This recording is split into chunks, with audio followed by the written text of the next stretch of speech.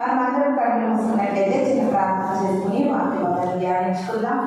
మహాపరిశుద్ధుడైన తండ్రి, ధైర్యమైన ప్రభువా, ప్రేమ కలిగిన దేవా, మీ పరిశుద్ధమైన పాత్రలు పొందనాలు స్తోత్రాలు చేయించుకుంటున్నాం తండ్రి. ఈ యొక్క విశ్రాంతి దినపు ఆరాధనలో మమ్మల్ని అందరినీ మీ సన్నిధికి తోడుకునేసారు. వచ్చినటువంటి మా అందరితో మీ ప్రభువా, ఈ దేవదాస్త్రాన్ని పూర్తిగా నన్ను మీ శిలువచ్చాటం వదిలి చేసి నాతో మాతో మీరు మాట్లాడండి అయ్యా. మీ మాటలు వినడంతో ప్రభువా, మా యొక్క మొండి బండార జీవితాలు మార్పు చెందేటట్టుగా ఈ వాక్యము మా అందరిలో తండ్రి కార్యాభివృద్ధిగా పనిచేసేటట్టుగా కృప చూపించమని సమస్తాన్ని మీ చేతులకు అప్పగించుకుంటూ వాళ్ళ రాబోతున్న యేసు పరిశుద్ధ నామములో అడిగి వేడుకుని ప్రార్థిస్తున్నాను తండ్రి, ఆమేన్.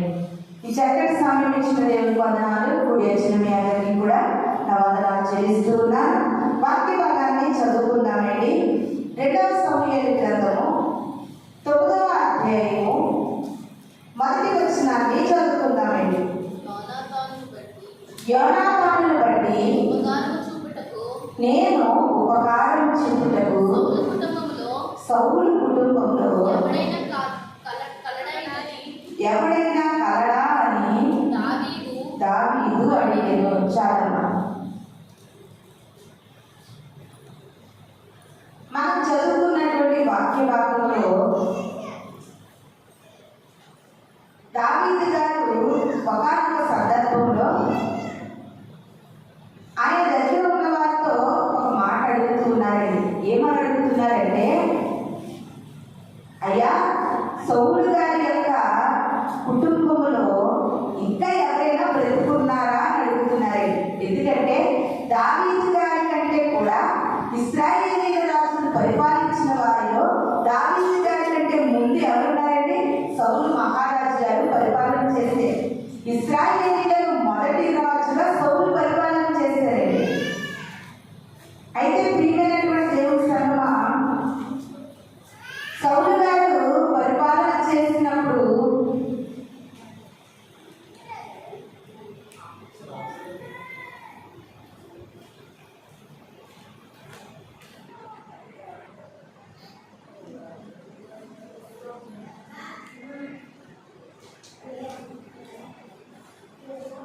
హల్లెలూయా హల్లెలూయా.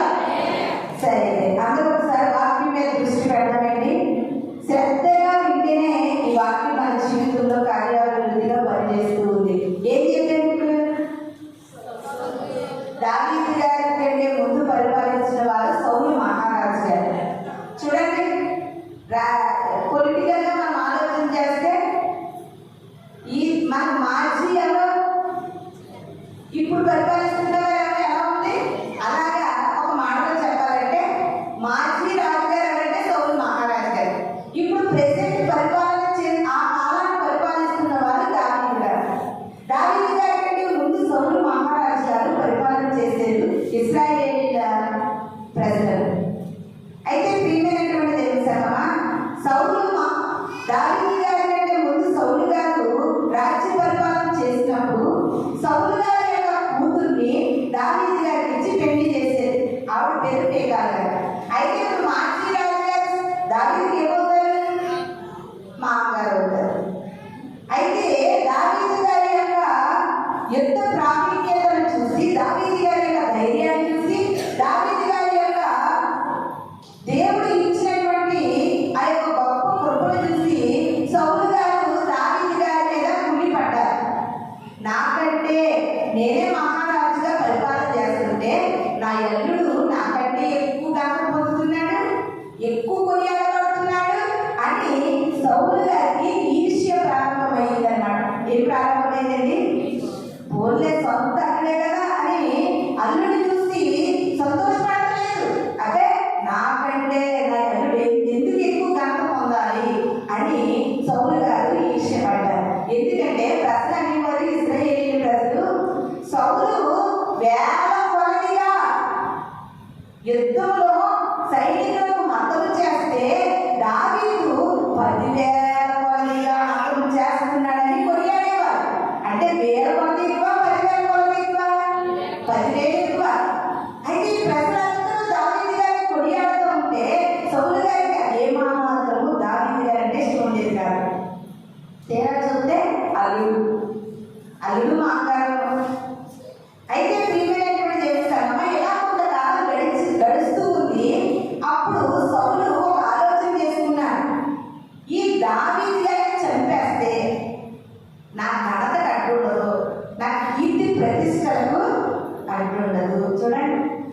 రాజకీయం ఎంత పనైనా చేయిస్తుంది. అది మన సబ్జెక్ట్ కాదు. ఏదైనా సరే ఒక మనిషి ఇంకొక మనిషి కంటే హెచ్చింపబడుతూ ఉంటే వాడు లేరు. ఇంకా బాగా శాడిజం కలిగిన వాళ్ళు ఏమిటో తెలుసా, నాకు అది దక్కలేదు అలాగే ఇంకొకరు కూడా దక్కకూడదు. అలాంటి మనుషులు లేరండి. పేరు ప్రఖ్యాతులు నాకు దక్కలేదు కానీ నా అల్లుడికి దక్కుతున్నాయి అని సంతోషం లేకుండా అల్లుడిని చంపించడానికి, అల్లుడిని చంపడానికి సకల ప్రయత్నాలు చేసేయండి సౌలు మహారాజు.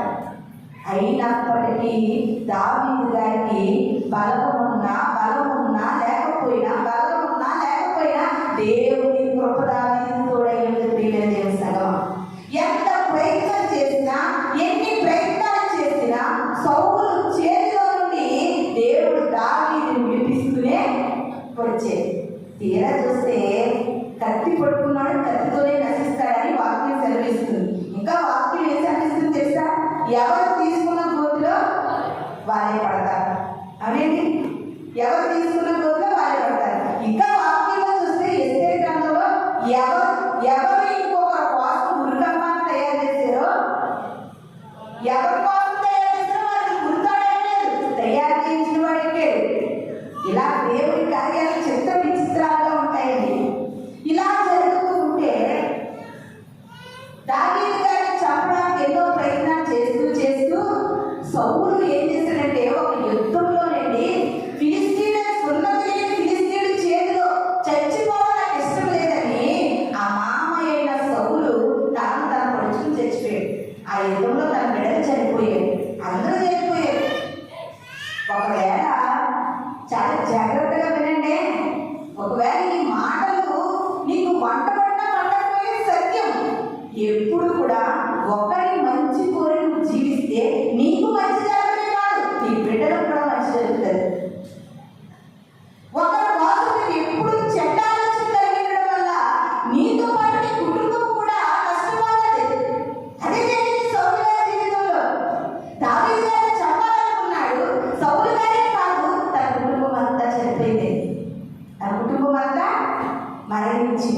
మరణిస్తే ఒకరోజు దావీదు గారు రాజ్య పరిపాలన చేస్తూ సింహాసనాన్ని అధిష్ఠించి ప్రజలను పరిపాలిస్తూ ఒకరోజు దావీదు గారు అనుకున్నారంటండి, నా మామగారు ఉన్నారు చూడు సౌలు, ఆ సౌలు కుటుంబంలో అందరూ చనిపోయారని విన్నాను, ఇంకా ఎవరైనా బ్రతికున్నారా అని అడుగుతున్నాడండి. హల్లెలూయా, హల్లెలూయా. దయచేసి స్టడీగా ఉన్నాడు. ఏదైనా సరే ఇంట్రెస్ట్గా వింటేనే క్లాస్ అర్థమవుతుంది. ఇన్ని ఉన్నట్టుగా వింటే మీకు అర్థమవుతుంది.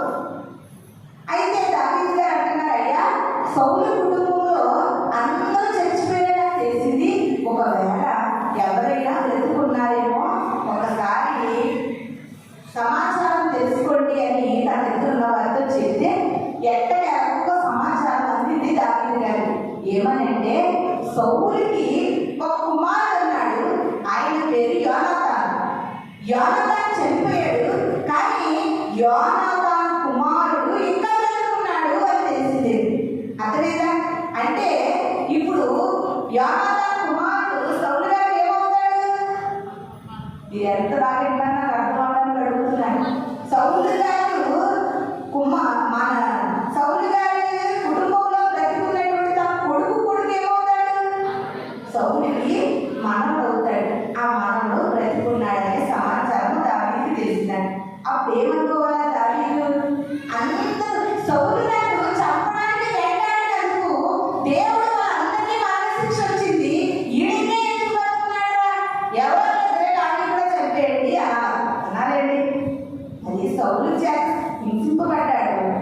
ఎవరైనా మన అసెంబ్లీలోనండి ఒక వ్యక్తి ఏమని మాట్లాడారంటే, యేసుక్రీస్తు ప్రభువు యొక్క వాక్యం నాకు ఎందుకు ఇష్టమంటే, ఒక చెంప మీద కొడితే ఇంకొక చెంప ఇమ్మన్నాడు దేవుడు, అందుకే నాకు యేసుక్రీస్తు యొక్క బైబిల్ యొక్క వాక్యం అంత ఇష్టమన్నాడు.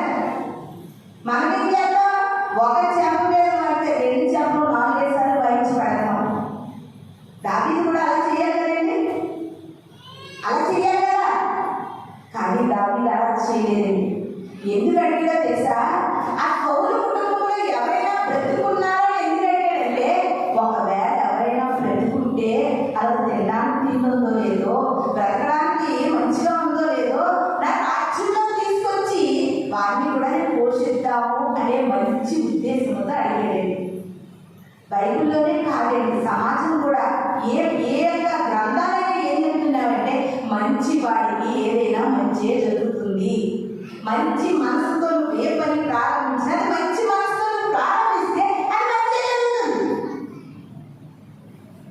అనేసి దావీదు గారు అడిగినప్పుడు సమాచారం కలుగున్న తర్వాత, యోనాతానికి ఒక కుమారుడు ఉన్నాడయ్యా, తీరా చూస్తే ఆ కుమారుడు కుంటివాడు అన్నారంటే. ఎవరు ఆ కుమారుడు? 2 కాళ్ళు కూడా లేనటువంటి ఒక కుంటివాడయ్యా అన్నారంట. ఇది ఎన్ని వివరాలు కావాలంటే చదువుకోండి, 9వ అధ్యాయం అంతా ఆ స్టోరీ ఉంటారు. అంటే అప్పుడు దావీదు గారు అన్నారు, అర్జెంటుగా ఆ బిడ్డని ఇక్కడ తీసుకురండి. ఆ కుమారుడి పేరు ఏం పేరంటే మెఫీబోషెతు. ఏం పేరండి? మెఫీబోషెతు. అప్పుడు అవిటి వాడైనటువంటి మెఫీబోషెతును దావీదు గారి దగ్గరకు తీసుకుని వస్తే దావీదు గారు అన్నారంట, అయ్యా నీ తాతగారు లేరని బాధపడకు, నీ నాన్నగారు లేరని బాధపడకు, నీ బాబాయ్ లేరని బాధపడకు, నీకెవరు బంధువులు నాన్నవారు ఎవరు లేరని బాధపడకు, ఎందుకంటే నేను నీకు ఉన్నాను. నువ్వు ఏం చేస్తావంటే, నేను ఏ యొక్క రాజభోజనం చేస్తున్నానో అదే భోజనం తినాలి, నీ జీవితాంతం నా దగ్గర ఉండిపోవాలి అని మెఫీబోషెతుతో దావీదు గారు అంటున్నారంట. అర్థమైందండి? అర్థమైందని అందరికీ? దావీదు గారు అలాగని మాట్లాడుతూ ఈ మొదటి వచనంలో ఒక మాట తెలియజేస్తూ ఉన్నారండి.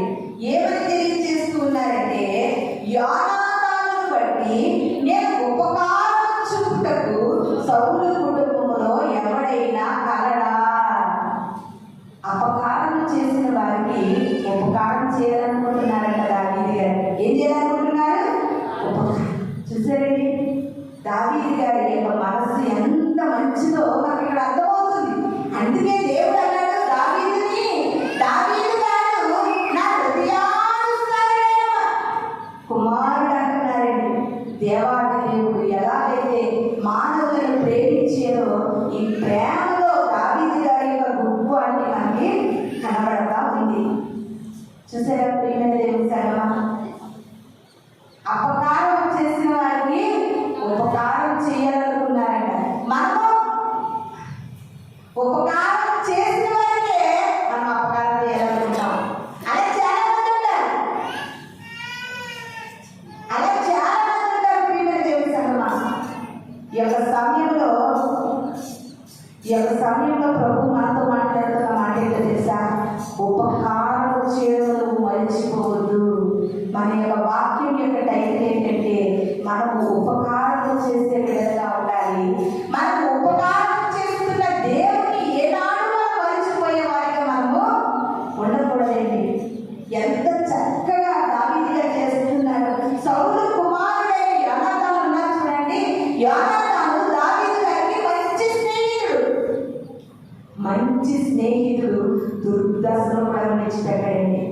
మంచి స్నేహితుడు ఎవరు? ఈ లోకంలో మంచి స్నేహితులు ఎలా ఉంటారంటే, నీ దగ్గర అన్ని ఉండేటప్పుడు నీతో ఉంటారు, ఏమీ లేనప్పుడు నీతో ఉండలేని వాడు మంచి స్నేహితుడు కాడు. అవునండి, తప్పిపోయిన కుమారుడు తండ్రి ఆస్థానంతో పట్టుకెళ్ళిపోతుంటే ఆడు మీకు లెక్కలేని ఫ్రెండ్స్ అండి. ఆస్థానంతో అయిపోయాక ఒక్క ఫ్రెండ్ కూడా కనబడలేదు. సామెతకారుడు అంటున్నారండి, మంచి స్నేహితుడు అంటండి ఒకవేళ తప్పు మార్గంలో వెళ్ళిపోతుంటే నిన్ను గద్దిస్తాడు. ఏం చేస్తాడండి? గద్దిస్తాడు. అలాగే ఈ యొక్క అవిటివాడైనటువంటి మెఫీబోషెతు యొక్క తండ్రి దావీదు గారికి మంచి స్నేహితుడు. ఆ మంచి స్నేహితుడు ఏం చేశాడో తెలుసండి? దావీదు గారు ఒకానొక సమయంలో రాంగ్ స్టెప్ వేసినప్పుడు, దేవునికి ఇష్టం లేని కార్యక్రమాలు చేసినప్పుడు ముఖం మీద వచ్చి తిట్టాడండి. దావీదు, నువ్వు మహారాజు అయితే నాకు అనవసరం, కానీ నేను ఒక మంచి స్నేహితుడిగా చెప్తున్నాను, నువ్వు వెళ్ళే దారి మంచిది కాదయ్యా, నువ్వు చేసే పని మంచిది కాదు, నువ్వు చేస్తున్న తప్పు అని ఖండించేయండి. ఈ దినాన్ని ఎవరినైనా మనం ఖండించామనుకో అది మనం నచ్చం. ఇది బాబు ఇది నువ్వు చెయ్యొద్దు అన్నామనుకో మనము నచ్చం. ప్రియమైన దేవుని సంగమా, కానీ ఎప్పుడైనా సరే ఎవరైనా నీకు బుద్ధి చెప్పినా, నిన్ను ఖండించినా, నిన్ను తిట్టినా, నిన్ను కొట్టినా నీకు అర్థమైంది ఏంటంటే వారు నన్ను పట్టించుకుంటున్నారు, వారు నన్ను ప్రేమిస్తున్నారని నాకు అర్థమవ్వాలి. అంతేనండి. ప్రేమించకపోతే పట్టించుకోకపోతే ఎవరిని మనము ఏమి అనలేము. కాబట్టి అటువంటి యోనాతాను యొక్క కుమారుడైనటువంటి మెఫీబోషెతును తీసుకుని వచ్చి ఆయన ఎలాంటి ఉపకారం చేశారంటే దావీదు గారు ఆయన బ్రతికినంత కాలం కూడా దావీదు గారి ఇంట ఉండి దావీదు గారు చేసే భోజనం చేస్తూ అక్కడ పోషించబడి అక్కడే తన జీవితాంతం ఉండేటట్లుగా దావీదు గారు ఆయన మెఫీబోషెతును తీసుకుని వచ్చి తన ఇంట్లో పెట్టుకున్నాడండి. మనమందరం కూడా ప్రియమైన దేవుని సంగమా, నీకు సాధ్యమైనంత వరకు ఒక వ్యక్తికి నీ ద్వారా ఉపకారం జరిగేటట్టుగా ప్రయత్నించు. అపకారం మాత్రం ఏనాడు కూడా మనం చేయకూడదండి. అపకారం ఎప్పటికైనా మన జీవితానికి ప్రమాదం. ప్రియమైన దేవుని సంగమా, మన జీవితానికి ప్రమాదమని ప్రభు సెలవిస్తున్నాడు. ఒకసారి చూడండి, ఆదికాండము 32వ అధ్యాయము 10వ వచనం చదువుకుందామండి. ఆదికాండము 32వ అధ్యాయము 10వ వచనం. 32వ అధ్యాయం. నీవు నీ సేవకునికి చేసిన సమస్తమైన ఉపకారములకు సమస్త సత్యములకు అపాత్రుడను ఎట్లగా నా చేతి కర్రతో మాత్రమే యోర్దాను దాటితిని, ఇప్పుడే నేను 2 గుంపులైతిని. ఈ మాట ఎవరు సెలవిస్తున్నారు చెప్పండి? యాకోబు గారు సెలవిస్తూ ఉన్నారు. ఏమని సెలవిస్తున్నారంటే, అయ్యా మా అన్నయ్య మోసం చేసి పారిపోయిన నా పట్ల అపాత్రుడు అంటే అర్థం ఏంటంటే పాత్ర లేని వాడు, ఏమాత్రం విలువ లేని వాడు, ప్రభువారి పిల్లలని కూడా నేను అడగలేని వాడు. అయినప్పటికీ నన్ను నువ్వు ప్రేమించి దేవా నాకు ఎంత సహాయం అనుగ్రహించేవు, నీ ఉపకారం నేను అన్నిటికీ నువ్వు అంటావా దేవుడితో? ఉదయం లేచిన దగ్గర నుండి కూడా నాకు అది ఇవ్వలేదు, నాకు ఇది ఇవ్వలేదు, నేను ఒకటి అడిగితే ఒకటి ఇస్తున్నాను, నాకు ఇలా చేయాలన్నాడు దేవుడు. అలాగే ఇప్పుడు ఇశ్రాయేలు ప్రజలాగా సొలుగులాంటి. కానీ నిజంగా చెప్తున్నాను ప్రియమైన దేవుని సంగమా, ఈ క్షణాన్ని మనం బ్రతికి ఉండడమే ఆయన మనకు చేసిన ఉపకారం. హల్లెలూయా, హల్లెలూయా. నువ్వు బ్రతికి ఉండడమే ఆయన నీకు చేసిన గొప్ప ఉపకారం. నువ్వు ఆయన ఉపకారంలో దేనిని కూడా మరిచిపోవద్దని కీర్తన భక్తుడు తెలియజేస్తున్నాడు. ఒకసారి చూద్దామా? కీర్తనల గ్రంథము 103వ కీర్తన 2వ వచనం చదువుకుందామండి. నా ప్రాణమా యెహోవాను సన్నిధించుము, ఆయన చేసిన ఉపకారములలో దేనిని మరువకుము. హల్లెలూయా, హల్లెలూయా. ఒకవేళ దేవుడు నాకు ఏ ఉపకారం చేయలేదంటున్నావేమో, నీ కుటుంబము, నీ ఇంటి వారు నువ్వు క్షేమకరంగా ఉండడమే చేసిన ఉపకారం. నువ్వు ఎప్పుడైనా నీ ప్రాణంతో మాట్లాడగలుగుతున్నావా? నిన్ను నువ్వు అనుకుంటున్నావా, దేవా నువ్వు నా ఎడల చేసిన ఉపకారం నేను ఏమి చెల్లించగలను? నిజంగా నీవు చేసిన ఉపకారం కలిగే మాటలో అర్థాలు ఎంత బాగుంటాయండి. ఆయన చేసిన ఉపకారాల కంట వేలాది నదులంత విస్తారము తైలం తెచ్చిన ఆయన రుణాన్ని మనము తీర్చుకోలేము. మన కడుపున పుట్టిన గర్భఫలాన్ని ఇచ్చిన ఆయన రుణాన్ని మనము తీర్చలేము. ఎప్పుడైనా నీ అంతటి నువ్వు దినానికి ఒక్కసారి, రోజులో ఒక్కసారైనా దేవా నీవు చేసిన ఉపకారాలను నేను మర్చిపోలేనయ్యా, నేనేమి చెల్లించగలనయ్యా? నా బిడ్డలకు ఒక తల్లిగా నన్ను నిలబెట్టేవయ్యా, నా బిడ్డలకు ఒక తండ్రిగా నన్ను నిలబెట్టేవు, నా కుటుంబంలో నన్ను ఈ స్థితిలో ఉంచేవు, నన్ను ఇలా నడిపిస్తూ ఉన్నావు, నాకు ఇలా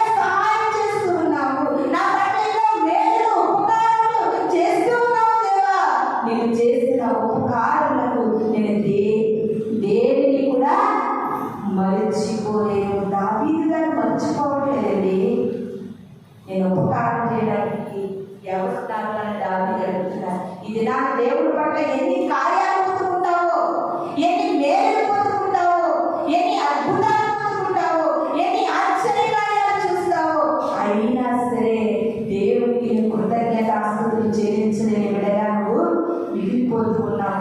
మనుషుల కాదు అనేది ముందు నీకు అర్థమవలసింది ఏంటంటే, దేవుడు చేసిన ఉపకారాలను మనం మర్చిపోకూడదు. దేవుడు చేసిన ఉపకారాలను మనం మర్చిపోకూడదంటే, అలా దేవుడు చేసిన ఉపకారాలను మర్చిపోకుండా ఉన్నటువంటి ఒక సంభాషణ మనకు కనబడుతుంది. యెహోషువ గ్రంథము 2వ అధ్యాయము 12వ వచనాన్ని చదువుకుందామండి. యెహోషువ గ్రంథము 2వ అధ్యాయము 12వ వచనాన్ని చదువుకుందాం. నేను నీకు ఉపకారం చేసింది కనుక మీరు నా తండ్రి ఇంటికి ఉపకారం చేసి నాకు నిజమైన ఆహారం ఇవ్వండి. హల్లెలూయా. ఈ సందర్భం ఏంటంటే ప్రియ దేవుని సంగమా, ఈ యొక్క సమయంలో మనకి ఇక్కడ కనబడుతున్నటువంటి వ్యక్తి రాహాబు అనే వేశ్య. అయ్యా, ఎరుకో పట్టణాన్ని దేవుడు ధ్వంసం చేయబోతూ ఉంటుండగా ఆ పట్టణానికి యెహోషువ గారు ఇద్దరు వేలు వారిని పంపించినప్పుడు ఆ యొక్క వేశ్య అనే రాహాబు అనే స్త్రీ అంటుంది, అయ్యా ఆ రాజు కట్టులో పడకుండా ఈ రాత్రి మా ఇంట్లో మిమ్మల్ని దాచిపెడతాను, నేను చేసిన ఉపకారం మీరు మర్చిపోకుండా ఈ పట్టణాన్ని తగలేటప్పుడు నన్ను నా ఇంటి వారిని క్షేమంగా కాపాడాలి. చూసారా ఎంత చక్కగా అడుగుతుందండి. ఆయన ఎన్ని ఈ లోకంలో ఎవరైనా నీవు చేసిన ఉపకారాలు మరిచిపోవచ్చేమో, కానీ దేవుడు ప్రతిదీ కూడా లెక్కిస్తాడు. ప్రియమైన దేవుడు, నేను ఎంతగా ప్రేమిస్తున్నాను, నేను ఎంతగా సహాయం చేస్తున్నాను, వారికి ఎంతగా చూస్తున్నాను, వారికి ఎంత కూడా కృతజ్ఞత లేదని బాధపడుతున్నావా? నేను ఎంత సహాయం చేసినా వారికి కృతజ్ఞత లేదని బాధపడుతున్నావేమో. ఈ లోకంలో మనుషులని గుర్తించకపోవచ్చు, మనుషులు చేసిన సహాయాన్ని గమనించకపోవచ్చు, కానీ దేవుడి దగ్గర నీకు లెక్క ఉంటారు. దేవుడి దగ్గర మనం చేసిన ఉపకారాలన్నిటికీ ఏముంటారండి? ఒక లెక్క ఉంటారు. ప్రియమైన దేవుడి సంగమా, ఒకసారి చూద్దామండి. సామెతల గ్రంథం 19వ అధ్యాయం 17వ వచనంలో దేవుడు అంటున్నాడు, చక్కటి మాట చూడండి. మనం ఉపకారం చేసేటప్పుడు దేవుడు మనకి ఎంత ఉపకారం చేస్తాడు. 19వ అధ్యాయం 17వ వచనం, బీదలను కనికరించువాడు, యెహోవాకు అర్పించువాడు, వాని ఉపకారములైన ప్రతి ఉపకారం చేయును. హల్లెలూయా. ఒకసారి అందరూ రెండు చేతులు పైకెత్తి హల్లెలూయా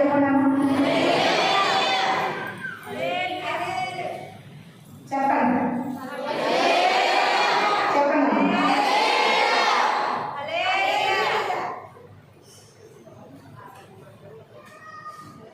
వాక్యం దగ్గరికి వచ్చేసరికి మనం చాలా ఎలర్ట్గా ఉండాలండి. వాక్యము ఎలా పెట్టాలి అంటే మనకు అర్థమవుతూ మనకి ఇది పని చేయదు. ఇంజక్షన్ చేసేటప్పుడు బ్రెడ్ చేసేది కలిసేవనుకో సెప్టిక్ అయిపోతుంది. చక్కగా కదలకుండా నీట్గా నిలబడితే మందు చక్కగా లోపలికి వెళ్ళి జబ్బు తగ్గుతుంది, మనం మంచిగా ఉంటాం. అది బాగా ఎలా కలిసేవనుకో ఆ సెల్లింగ్ వచ్చేసి సెప్టిక్ అయిపోయి ఏదో చిన్న సూది కోసం కలిగితే ఎంత గాయం అవుతుంది. వాక్యం కూడా అంతే, శ్రద్ధగా విను. దేవుని మాట శ్రద్ధగా వినాలి. ప్రియమైన దేవుని సంగమా,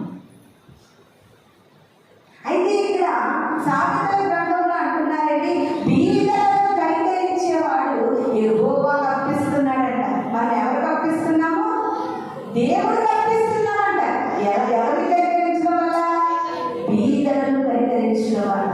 అప్పుడు అంటే దేవుడు మనకు ఏం చేస్తాడంటే, మనం ఎవరినైతే బీదలను కనికరించి వారికి సహాయం చేస్తామో దేవుడు మనం చేసిన ఉపకారానికి ప్రతి ఉపకారం ఇస్తాడంటే. హల్లెలూయా, హల్లెలూయా.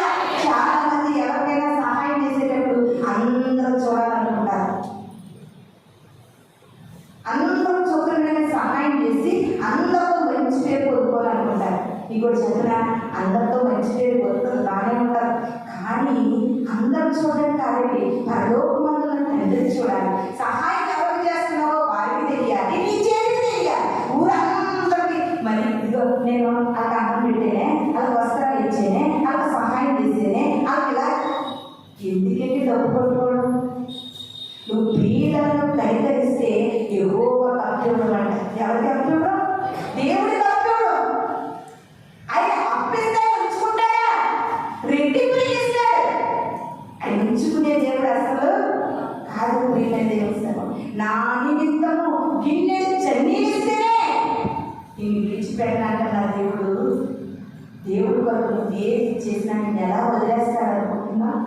తప్పనిసరిగా నీకు నువ్వు చేసిన ఉపకారానికి ఆయన మరలా ప్రత్యుపకారం చేస్తాడండి.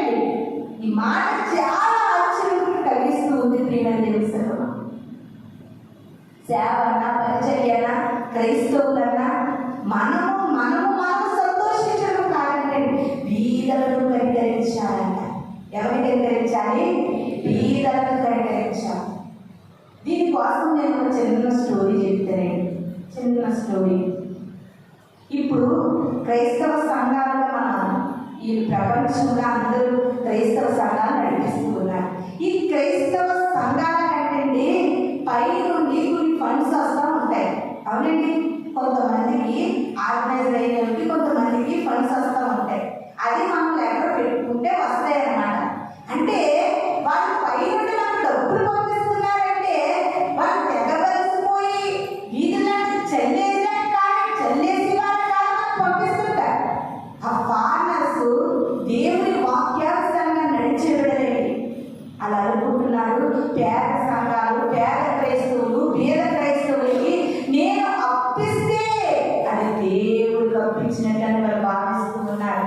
అలా పంపిస్తూ ఉంటేనండి నిజంగా వాళ్ళు తినగా ఉండలేని పరిస్థితుల్లో ఆ ఫారిన్ కంట్రీ నుండి మనకు ఎన్నో డబ్బులు పంపిస్తూ ఉంటారు. సారీ, మనకంటే నానుకుంటారు వల్ల. అలా క్రైస్తవ సంఘాలకు ఎన్నో ఫండ్స్ వస్తూ ఉంటాయండి. అయితే అమలాపురం దగ్గర ఒక పాస్టర్ గారు, ఇది నిజంగా జరిగిన సంఘటన. అమలాపురం దగ్గర ఒక పాస్టర్ గారు అంటే చిన్న సేవ పరిచర్యను ప్రారంభించారు. ఎవరో చెప్తే రిజిస్ట్రేషన్ చేయించుకుని ఆ దాన్ని బట్టి ఫారిన్ కంట్రీకి లెటర్ రాస్తే ఆయనకి ఫారిన్ నుండి డబ్బు పంపించడం ప్రారంభించారట. ఎక్కడ నుండి? ఫారిన్ నుండి డబ్బు పంపించడం ప్రారంభిస్తే చిన్ని సేవ పరిచయం చేస్తూ సైకిల్ మీద సువార్త ప్రకటించే పాస్టర్ గారు కొంతకాలానికి బండి కొనుక్కున్నారట. దేవుడు ఆశీర్వదించి బాగానే ఉంది, పరిచయం సాగుతుంది, పైన డబ్బు వస్తుంది, పరిచయం ముందుకు వెళ్తుంది. బండి కొనుక్కున్న పాస్టర్ గారు కొంతకాలం కారు కొనుక్కున్నారట.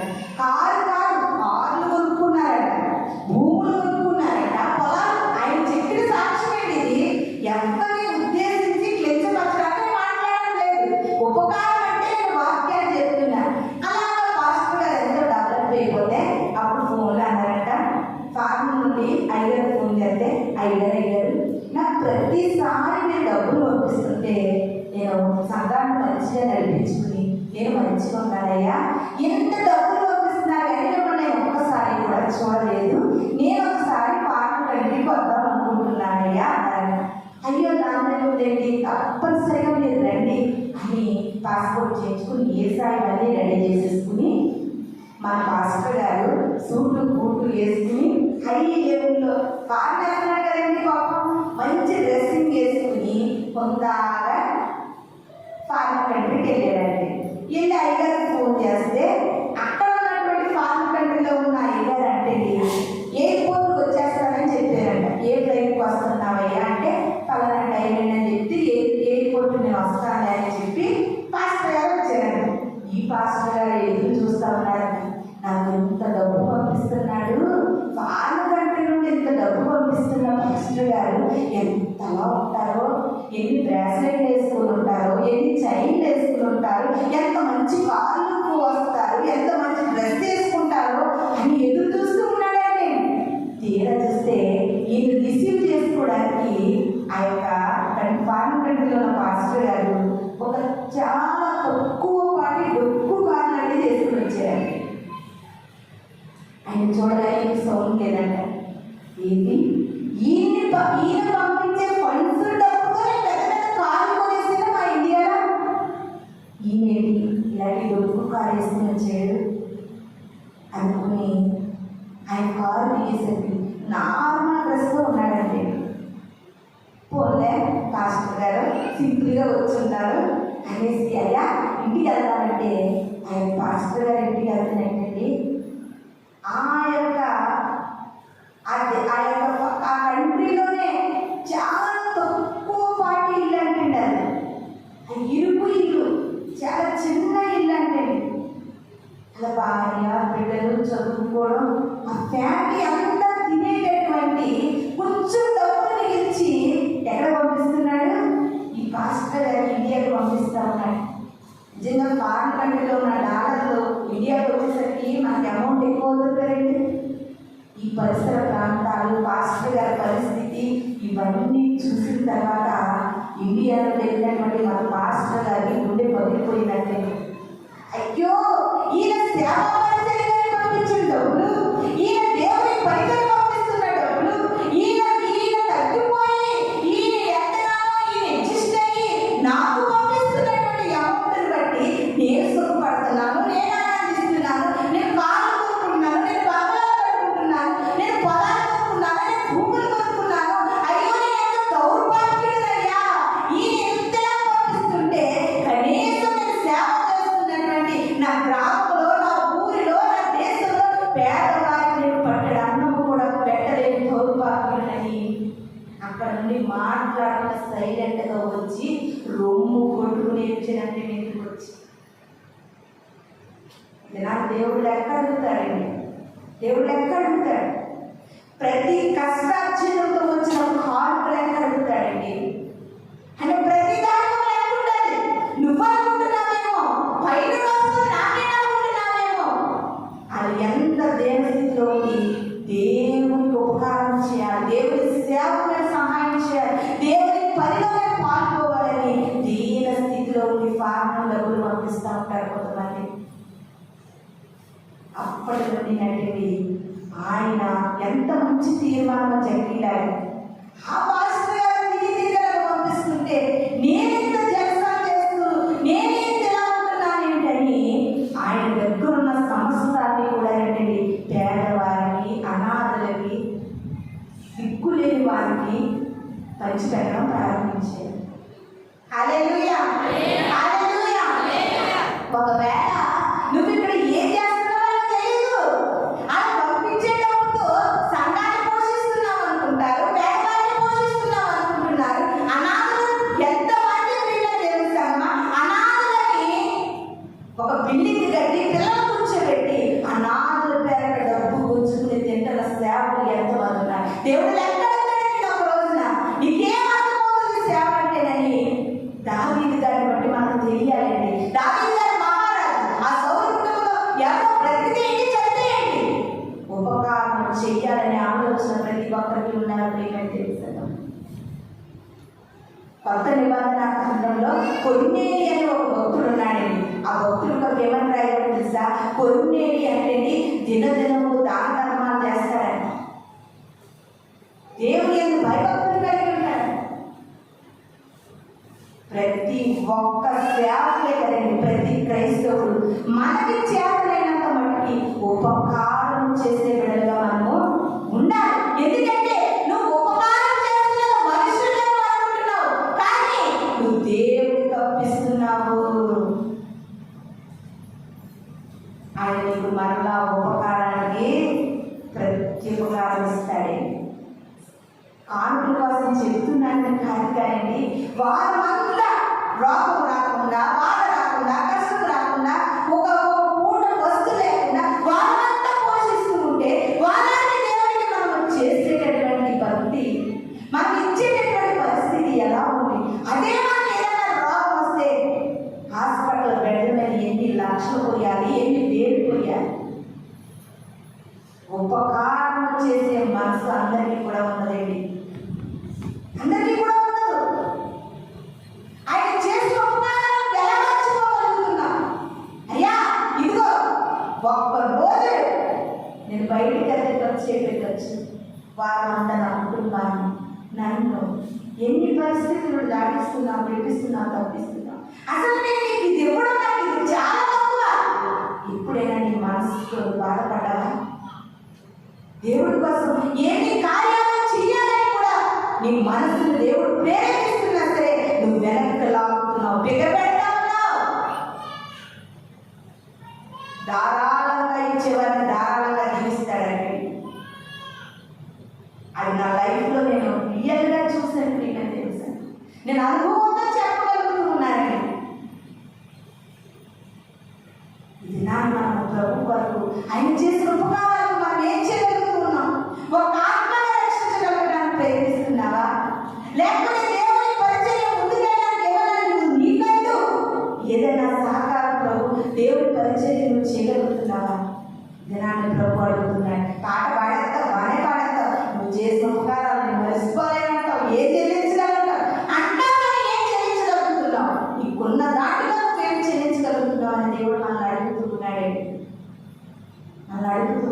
తెలుసా, దావీదు గారి లాంటి మనస్సును మనం కూడా కలిగి ఉండాలి. లైఫ్లో ఎప్పుడు కూడా ఉపకారం చేస్తున్న దేవుడిని మర్చిపోకు. ఎప్పుడైనా నీ బాధలో, వేదనలో, కష్టంలో, నష్టంలో ఒకవేళ ఆ కాలంలోనే పన్నెండు అన్నంలో బాధపడుతున్న నీకు మొదటిన వారిని అస్సలు మర్చిపోకు సుమా, అస్సలు మర్చిపోకు. ఒకవేళ నీ పొజిషన్ పోకుండా నీ పరిస్థితి నువ్వు బిర్యానీ ఏదో ఒక ముద్దే అన్న మాట మాత్రం మనం అనకూడదు. ఇప్పుడు నీకు ఆ ముద్ద ఎక్కువ అన్నాండి.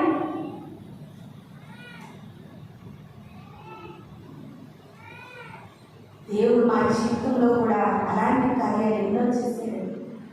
నా జీవితాన్ని దేవుడు ఒక సాక్షిగా నింపాడు. ప్రియులను తెలుసాను, నేను ఆయన పాపం లేదు ఏడ్చిన దినాలెన్నో ఉన్నాయి. పెంట కుప్పల మీద దీనులను పైకి లేవనెత్తే దేవుడు. అసలు దేవుడి కొరకు నువ్వేం చేయగలుగుతున్నావు? ఇది నా ఒక ప్రశ్న నీకు ఉందా? దావీదు గారికి ఉన్నటువంటి ప్రశ్న మనకు కావాలి కదా, మనకి ఉండాలి, ప్రతి ఒక్కరికి కూడా ఉండాలి. ఆయుష్ ఇచ్చి, ఆరోగ్యం ఇచ్చి, మన అవయవాలని సక్రమంగా కాపాడు. ఒక్కసారి ఎక్కడైనా హాస్పిటల్కి వెళ్ళి చూస్తూ ఉంటే భయంకరమైన పరిస్థితిలో ఉన్న ప్రజలు అనేక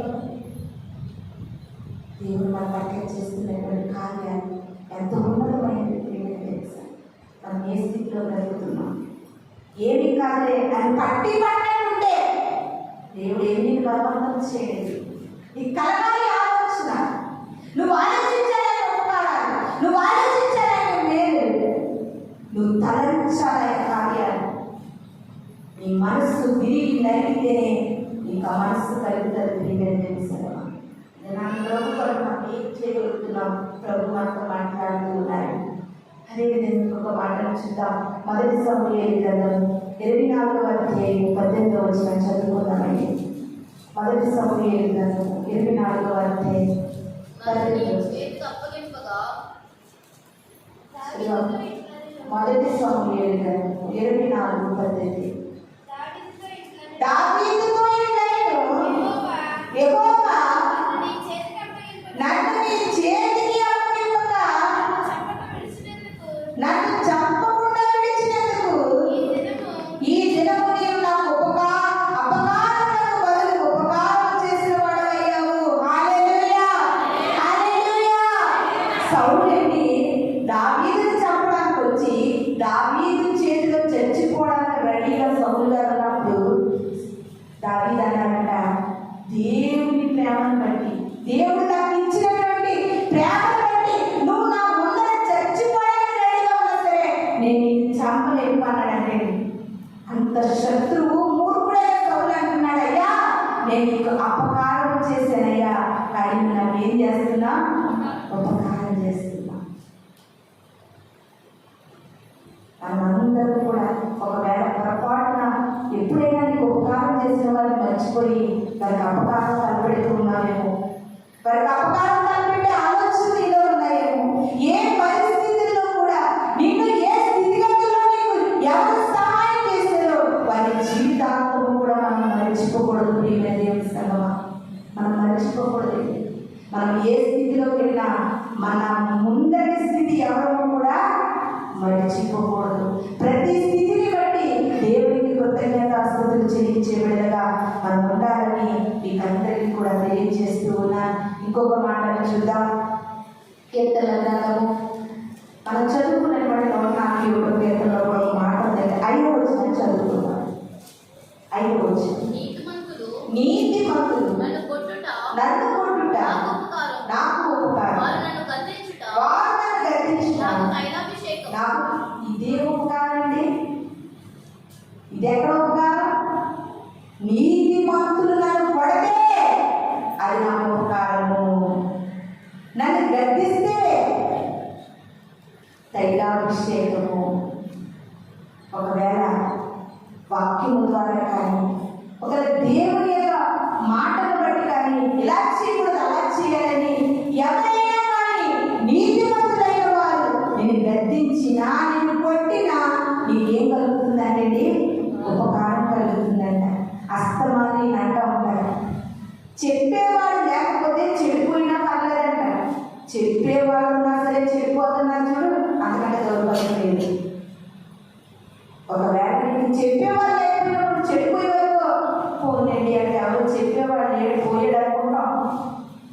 చెప్పేవాడున్నా సరే దాన్ని బట్టి నీకు సరి చేసుకోకపోతే నీకంటే దౌర్భాగ్యం లోపల ఎవరు కూడా ఉండరని తెలుస్తాను. నీతిమంతులు మనం గద్దించడము, మనం కొట్టడము మనకు ఉపకారము, మనకు తైలాభిషేకము. పైన ప్రేమను చూపించే ప్రేమ ఏనాడు మనకి మంచిది కాదని ప్రభు సెలవిస్తూ ఉన్నారండి. 1 కొరింథీయులకు రాసినటువంటి పత్రిక 12వ అధ్యాయం 28వ వచనం చదువుకుందాం. 1 కొరింథీయులకు రాసిన పత్రిక 12వ అధ్యాయం 28వ వచనం చదువుకుందాం. మరియు దేవుడు సంఘములో మొదట కొందరిని అపోస్తలులుగా బాగా వినండి. ఈ వాక్యం చాలా బాగా వినండి. కొందరిని అపోస్తలులుగాను, పిమ్మట కొందరిని ప్రవక్తలుగాను, పిమ్మట కొందరిని బోధకులుగాను, పిమ్మట కొందరిని బోధకులుగాను, పిమ్మట కొందరిని అద్భుతములు చేయవారుగాను, అటు పిమ్మట కొందరిని అద్భుతములు చేయవారుగాను, తరువాత కొందరిని స్వస్థపరచు కృపావరము గలవారు, కొందరిని స్వస్థపరచు కృపావరము గలవారుగాను, కొందరిని ఉపకారము చేయవారుగాను. హల్లెలూయా, హల్లెలూయా. అర్థమైందా? సంఘములోనండి వాక్యం బోధించేవారిగా కొందరిని, ప్రవచించేవారిగా కొందరిని, స్వస్థపరిచేవారిగా కొందరిని, బోధకులుగా కొందరిని నిలబెట్టి సంఘములోనంటే కొందరిని ఉపకారం చేసేవారిగా దేవుడు నిలబెడతారు. ఏం చేసేవారిగా? ఉపకారం చేసేవారిగా. క్రైస్తవ సంఘాల్లో ప్రతి ఒక్క బిడ్డ కూడా అండి మన చేతనైనంత వరకు, మన దగ్గర ఉన్నంత వరకు ఎదుటి వారికి ఉపకారం చేసే బిడ్డగా మనము ఉండాలండి. ఉపకారం చేసే బిడ్డగా మనం ఉండాలి. ఎవరికైనా ఉపకారం చేయాలంటే మన చేతులు రావు. అది ఏదో రూపంలో ఒకసారి అది దొంగిలించబడినప్పుడు, లేకపోతే అది వేరే రూపంగా అయిపోయినప్పుడు ఎంత బాధపడతాం. మన దగ్గర ఉన్న దాంట్లోనే మన సంఘంలో ఉన్న బిడ్డగా మనకి మన ఉపకారం చేసే బిడ్డగా మనము ఉండాలని వాక్యం సెలవిస్తూ ఉంది. ఎఫెసీయులకు రాసిన పత్రిక 2వ అధ్యాయము 6వ వచనం చదువుకుందాం. ఎఫెసీయులకు రాసిన పత్రిక 2వ అధ్యాయము క్రీస్తు యేసునందు ఆయన మనకు చేసిన ఉపకారము ద్వారా అత్యధికమైన తన కృపా మహాైశ్వర్యమును రాబోయే యుగములలో కనుపరచు నిమిత్తము మనం క్రీస్తు యేసునందు మనల్ని ఆయనతో కూడా లేపి పరలోకములో ఆయనతో కూడా కూర్చోబెట్టును. హల్లెలూయా, హల్లెలూయా. మనకి దేవుడు చేసినటువంటి ఉపకారం ఏంటంటే ప్రియమైన దేవుని సంగమా, కొద్దిసేపట్లో మనం రొట్టె ద్రాక్షరసాన్ని తీసుకుంటున్నాం. అపరాధముల చేత పాపముల చేత మనం చచ్చిపోయి ఉండగా ఆయన రక్తాన్ని కార్చి మనల్ని బ్రతికించాడండి. ఆయన ఎందుకు బ్రతికించాడని లోపల ఆలోచన. ఆయన రక్తధారలే ఈ దినానికి మనకు స్వస్థత. ఆయన గాయపడిన గాయములే మనకు స్వస్థత. ఆయన రక్తాన్ని కార్చి మనల్ని బ్రతికించాడు. అంతేకాదండి, ఆయన చేసిన ఉపకారం తెలుసా? జిగటగల దొంగ ఊపిలో కూరుకుపోతున్న నిన్ను చేయబడుకుని లేవనెత్తి నిన్ను ఒక స్థితిలో నిలబెట్టి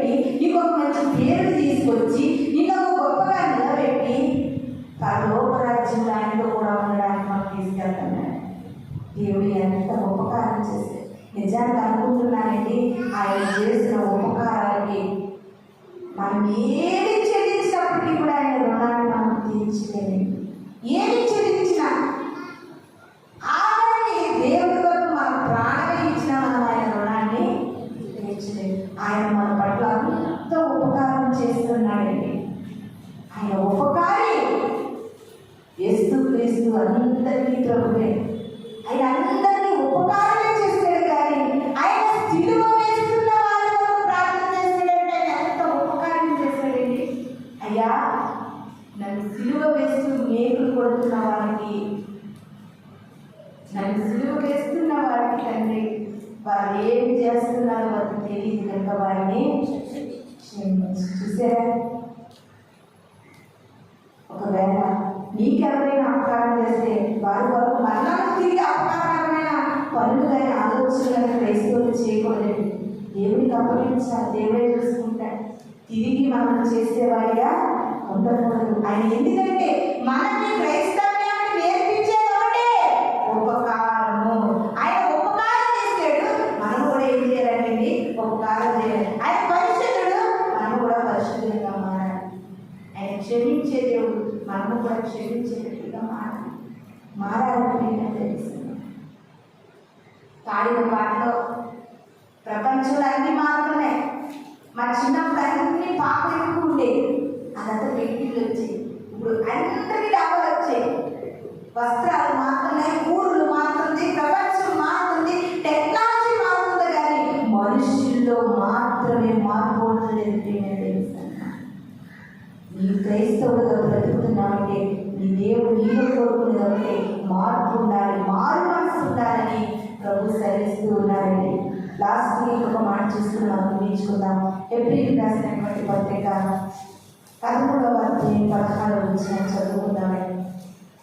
ఏప్రిల్ రాసిన పత్రిక 13వ అధ్యాయం.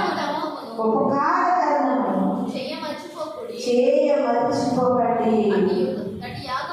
అట్టి యాగములు దేవునికి ఇష్టమైనవి.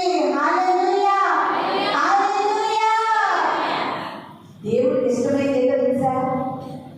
వారం వారం మందిరానికి వచ్చేది ఇష్టం కాదు, ఒక పాటలు పాడటమే ఇష్టం కాదు, ఒక వాక్యం చెప్పడమే ఇష్టం కాదు, ప్రార్థన చేయడమే ఇష్టం కాదండి. దేవుడికి ఏది ఇష్టం అంటారు? ప్రియమైన దేవుని సంగమా, నేను చదువుతున్నాను చూడండి ఒకసారి.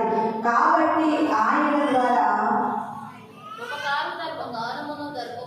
ఉపకార ధర్మమును చేయ మరిచిపోకండి. హల్లెలూయా. అట్టి ఉపకారం చేసే మనసు నీకుంటే అది దేవునికి ఇష్టమైనది. అది ఎవరికి ఇష్టమైనదండి? మనం ఉదయం లేచిన దగ్గర నుండి మనకి ఇష్టమైన మనం వండుకుని తింటాము, మన ఇంట్లో ఇష్టమైన వండి పెడతాము. ఎవరైనా బంధువులు వస్తే ఆకిష్టమైన వండి పెడతాం.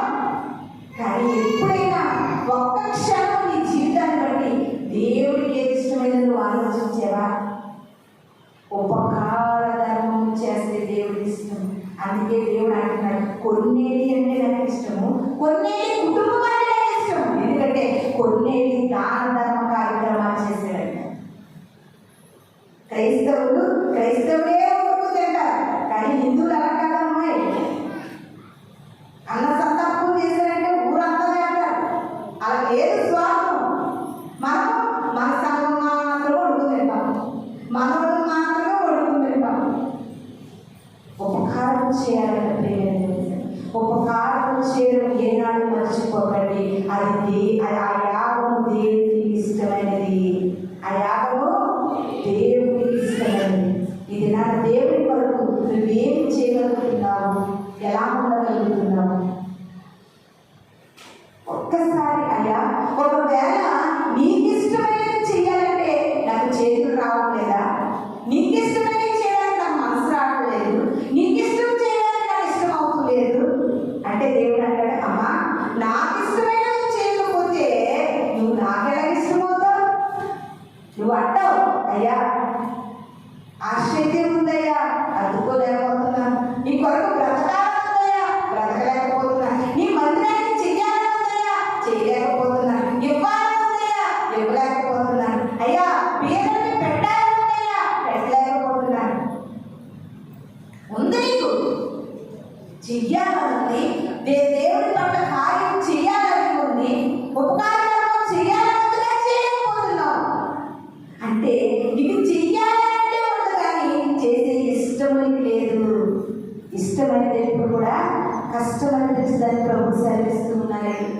ఇది నాన్న ప్రతి ఒక్కరు కూడా మన చేతనైనంత వరకు మన యొక్క పరిస్థితులను బట్టి మనం వేరొకరికి ఉపకారం చేసే విధంగా ఉండాలి.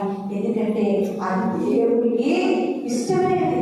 ఆయన అందరినీ ఉపకారం చేయడానికి వస్తే ఈ ప్రజలంతా ఆయన ఏం చేశారండి? అపకారం చేశారు. అందరినీ స్వస్థపరిచారు, అందరినీ లేవనెత్తారు, అందరికీ కళ్ళు లేని వాళ్ళకి కళ్ళు, గుడ్డి వాళ్ళకి కాళ్ళు, గుడ్డి వాళ్ళకి కళ్ళు, వచ్చే వాళ్ళకి కాల్ చేశాడు, స్వస్థత చేశాడు. అందరినీ ఎక్కడ చూసినా ఎక్కడైనా చెడ్డగా ఎవరికి చేసినట్టుగా గ్రంథంలో లేదండి. కానీ ప్రజలందరూ ఆయన అపకారం చేశారు.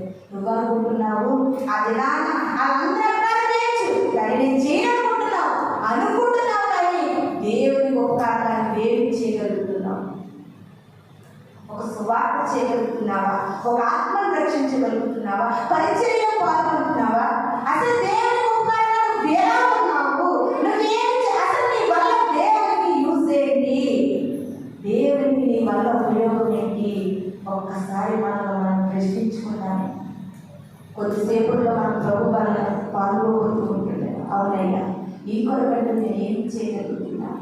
ఉదయం లేచిందని నా కోసము, నా కుటుంబం కోసము అని ఒక సొంత సెల్ఫ్ నాకు ఉంది, కానీ ఈ కొరకంటే నేనేమీ చేయలేకపోతున్నాను. ఈ రోజు అనేకులతో నేను ప్రార్థిస్తాను. ఒక నిబంధన పరిచర్యలో నేను ఇలా ఉంటాను, ఒక నిబంధన దేవాలయ కొరకు నేను చేస్తాను, ఒక నిబంధన మనమందరం తీసుకోవాలని కొద్ది మాటలు దేవుడు మన వీళ్ళు దీనికి ఆశీర్వదించిందాక కళ్ళు మూసుకుందంటే ప్రార్థన చేసుకుందాం. పరిశుద్ధుల తండ్రి, మహోన్నత ఆశ్చర్యకరమైన తండ్రి గారు, పేదలను కనికరించేవారు ఎక్కువగా పంపించేవారు.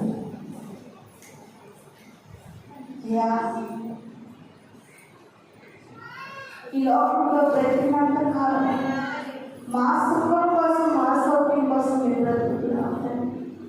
అసలు నీ కొరకు మేము ఎలా జీవించగలుగుతున్నాం? పొరపాటున ప్రభు ఎవరికైనా మేము అపకారం చేసే వారికి మమ్మల్ని క్షమించండి. మాకు అపకారం చేసే వారికి కూడా ఉపకారం చేసే మంచి మనసుని ప్రభు వాక్యమైన మా అందరినీ మీరు అనుగ్రహించడం, ఈ వాక్యం ప్రతి హృదయంలో మీరు కట్టి ఫలించడం త్వరగా రాబోతున్న యేసు పరిశుద్ధ నామములో అడిగి ప్రార్థిస్తున్నాను తండ్రి. మీ అందరికీ వందనాలు.